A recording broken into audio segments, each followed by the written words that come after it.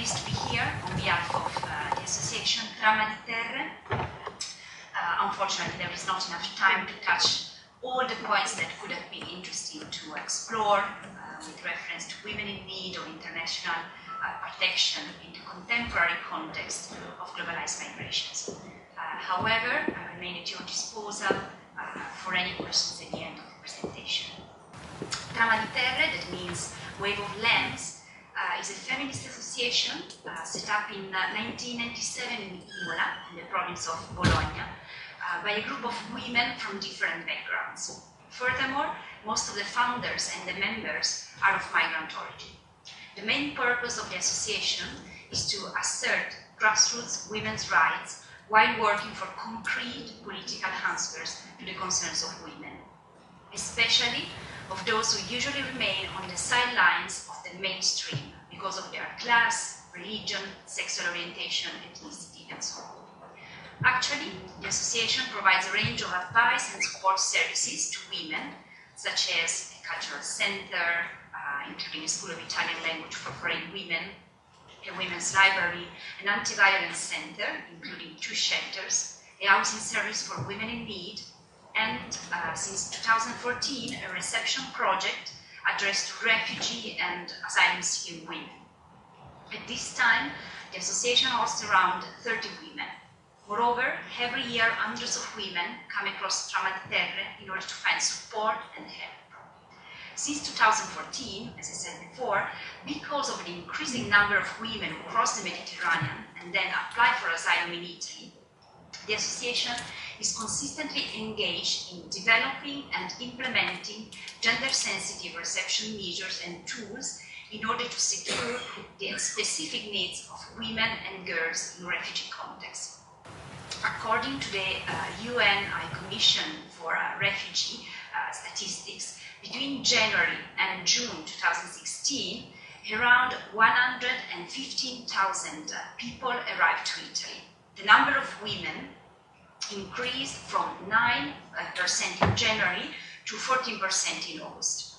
The main nationalities are Nigeria, that is around 20%, Eritrea, around 13%, Sudan, around 7%, and Gambia, Ivory Coast, Guinea, and Somalia.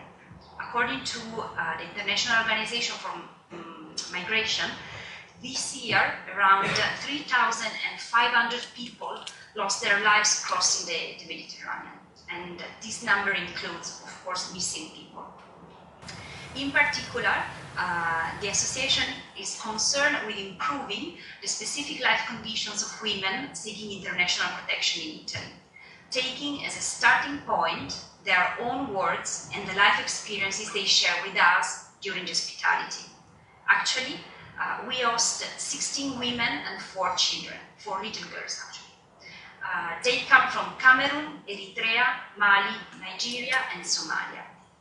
The association also sustains, in financial terms, some other women, since some of them have been excluded by the official health system. Trama di Terre provides them with immediate relief through housing, health and economic support, legal aid and psychosocial care along the asylum procedure that could last 1 year as a minimum. In addition, the association advocates with politicians, health services, training centers, universities to improve aid efficiency at local, regional and national level and to take their specific needs into account. Actually, all the activities are developed with the aim of designing and implementing long-term solutions for an adequate refugee protection system within a specific gender-sensitive and cross-cultural perspective.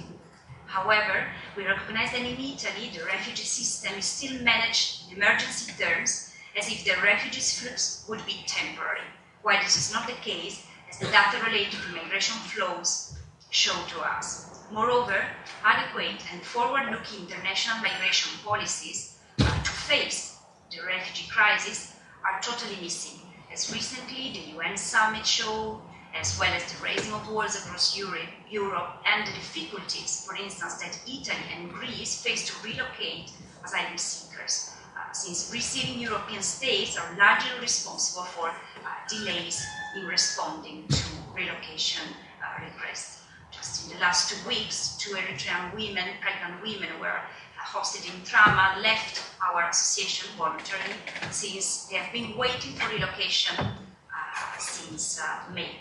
In 2016, some international reports, such as those of Amnesty International, the Women's Refugee Commission, Save the Children, described how the majority of women and girls seeking asylum in Europe experience multiple forms of violence throughout their life course, in their countries of origin, transit, and arrival.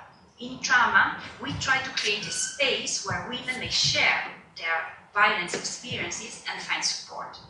Most women reported us about the extremely gender discriminated context they were born and grown up. Most of them did not have any access to formal education or sexual and reproductive services. Some were forced to early marriage, even for several times, with older men, and this practice also always includes marital rape and unwanted pregnancies. Some others were forced to military service, including different forms of exploitation, torture, and sexual harassment, such in the case of Eritreans. Other women, like the Somali we met, flew away from war contexts dominated by religious fundamentalist groups. Women suffer rape or extreme violence by official and unofficial armed groups. Many women are at risk while they are traveling to Europe, in particular in Libya, where they are at the mercy of traffickers, camp guardians, official and unofficial armed groups. Most women reported being held in private houses and jails against their will, while others have been forced to work without remuneration or to prostitute in the so-called connection houses. Some women have been allowed to be taken on board to cross the Mediterranean only by accepting to be raped by the traffickers. Even in the transit and reception centers, they can face violence. They often do not have the opportunity to meet experienced and gender-trained personnel in reception centers. In addition, there are no sex-segregated facilities and female-specific shelters. Most of them declare to feel at high risk of, or in some cases to have experienced, sexual molestation, sexual coercion, and so on. Moreover, sexual and reproductive healthcare services are not always immediately accessible. This could prevent them from the transmission of HIV and sexually transmitted infections, or to have access to safe and legal abortion, especially if they suffered rape during the journey. One of the main issues that is questioning our daily work in Trama with women is the trafficking and sexual exploitation of many women asylum seekers.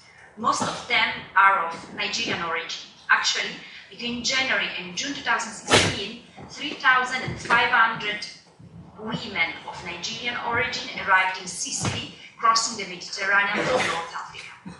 We can presume that most of them experienced trafficking or various forms of exploitation. Later, they can have access to the existing special program for victims of trafficking, and according to Save the Children, in Italy, around 1,200 women and girls enter into this program. And we have to notice that 80% of victims who have access to this program are of Nigerian origin. And many others have access to reception measures within the asylum system. That is questioning a lot the asylum system. Trama is hosting 6 Nigerian women, supposedly aged among 19 and 27, and all of them have been trafficked and many have been forced to prostitute in Libya. Some of them are still at risk of sexual exploitation in Italy and across Europe. This situation challenged, of course, our practices of reception, especially in terms of women's safety and legal support. So just to conclude, the contemporary migration fluxes challenge our daily work, as well as the Italian refugee protection system, as well as the European one, while encouraging us to develop adequate measures and tools and long-term aid policies, with a specific focus on the situation of women and young girls, and the different forms of violence they may suffer.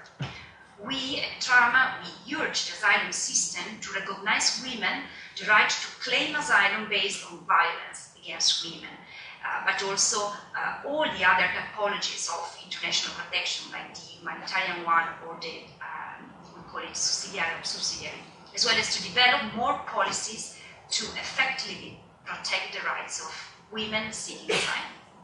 Thank you.